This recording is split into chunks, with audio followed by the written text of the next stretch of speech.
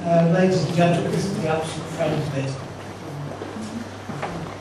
It's rather inevitable that a club such as ours is one for retired gentlemen,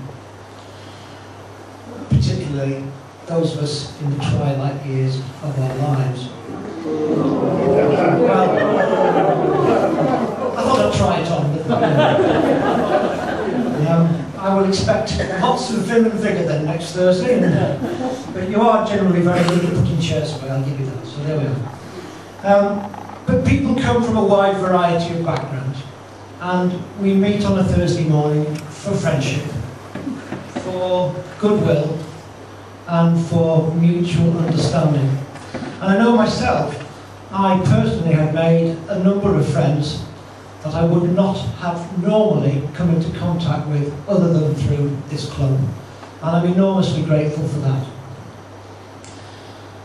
It's also inevitable that a club of our sort has a number of people who we have met, we've made friends with, and suddenly have passed on.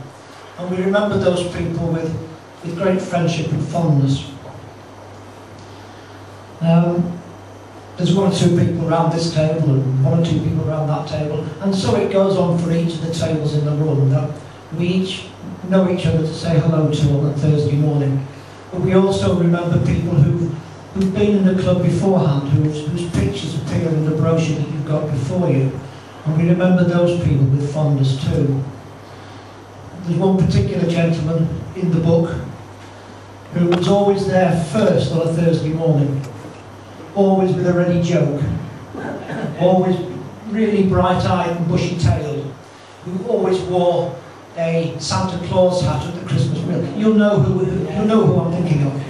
He was a real gentleman, and yet when you delved into his past a little bit, he was an actor of some repute and had done umpteen pantomime games in his long and varied life.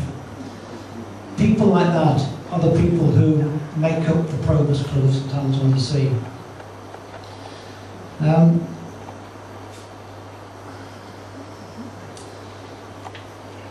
Jeff has briefly mentioned the Rotary Club of St Anne's on the Sea being instrumental in the formation of our club, and I don't want to dwell too much on that, except to say that for me it's a bit of a personal journey, because my own father, before he retired, was a member of St Anne's Rotary Club, and I can remember him talking with great heart, I suppose, about the honour that he had to be a member of the club service committee, which in actual fact was the steering group at the Rotary Club that eventually led to the formation of our club.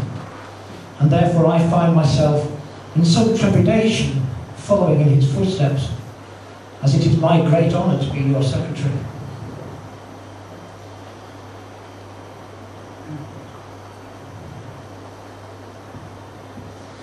Tonight, though, it is right and proper that we should remember with fondness the people who have been our friends in this club, current and former members who are no longer with us or unable to attend tonight.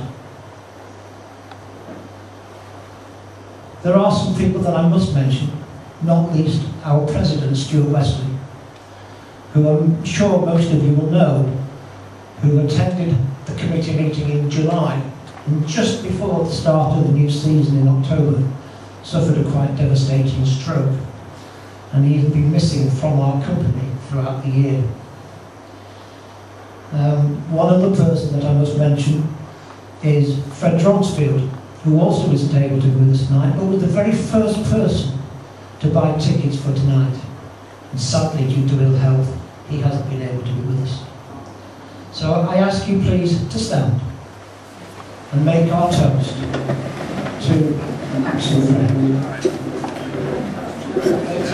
Absent friend.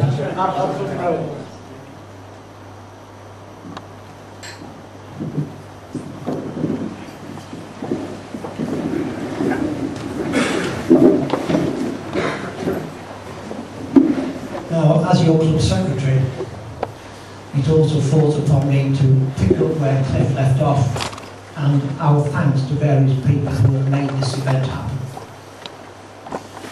I'm sure most of you are aware that an event of this sort does not happen just overnight. I think, if I remember correctly, the suggestion that we celebrate this auspicious occasion came up in committee about 18 months ago.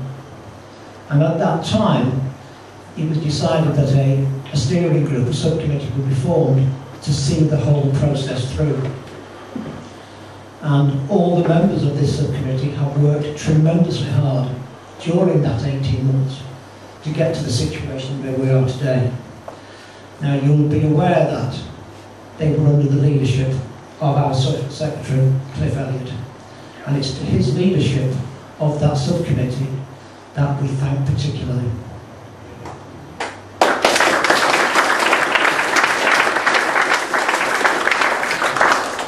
But of course, he was only the boss. There are the others as well, and equal thanks must go to them. And they are Brian Johnson, who can't be with us tonight, who attended the early meetings, but latterly, with his wife being rather poorly, hasn't been able to help out as much as he would. Eric Burrell, my good friend over there in that corner, whose wife Joy gave a speech a few moments ago. Bill Ellis, club treasurer, who tried very hard to keep on touch of the finances. And Roy Winter, who Cliff mentioned, who has been particularly responsible for liaising with the hotel and the provision of that magnificent cake. And so Roy, thank you very much indeed for your work too.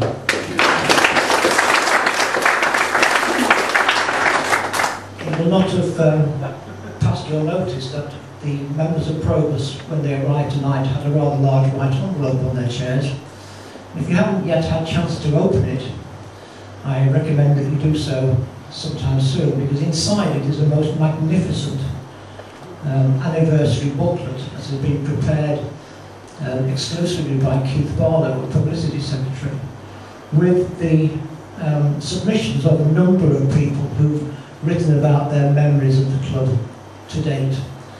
And Cliff, that is a tremendous piece of work.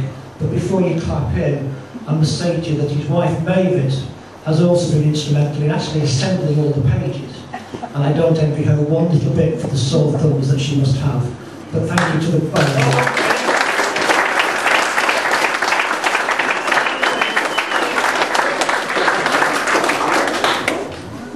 getting towards the end, but thanks to the Bedford staff, wherever they are, manager and staff of the Bedford Hotel, who managed this evening so very well, and fed us also magnificently well too. I must thank a number of other people, those people who particularly have contributed to this evening's events. Robert Wells for the grace in his normal inestimable way, Jeff Heyman for his comments earlier, Harold, who was slightly attached family-wise, but he'll probably fuck me in a minute, but never mind. And Jill for cutting the cake, and of course Joy over there who talked a little while ago too. I must also, at this moment in time, and I would normally wait until the AGM, but I feel now is the right time to do it, to give thanks on your behalf to your acting president, your vice president, who in October, when he was expected to be vice president and learn the ropes, so to speak, of being president, suddenly found himself with 2 jobs to do. And he coped with it remarkably well, with fortitude and good humour, every Thursday welcoming members to the meeting. And particularly I therefore ask you to show your appreciation for him.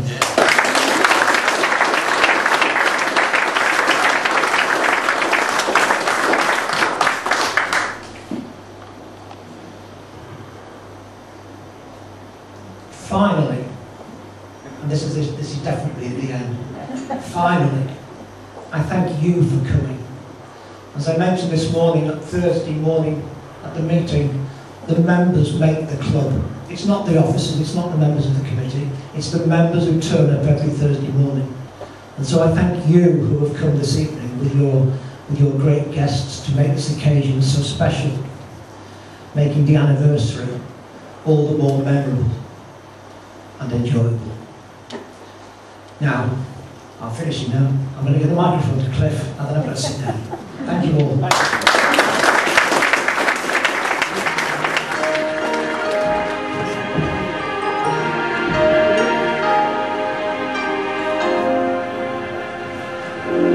This is the moment, this is the day, when I send all my doubts and demons on their way. Every endeavor I have made ever is here and now today. It's coming into play. This is the moment, this is the time, when the momentum and the moment are in prime. Give me this moment, one precious chance. I'll gather up my past and make some sense at last. This is the moment when all I've done, all of my dreaming, scheming and screaming become one. This is the day, see it sparkle and shine, when all I've lived for becomes strong.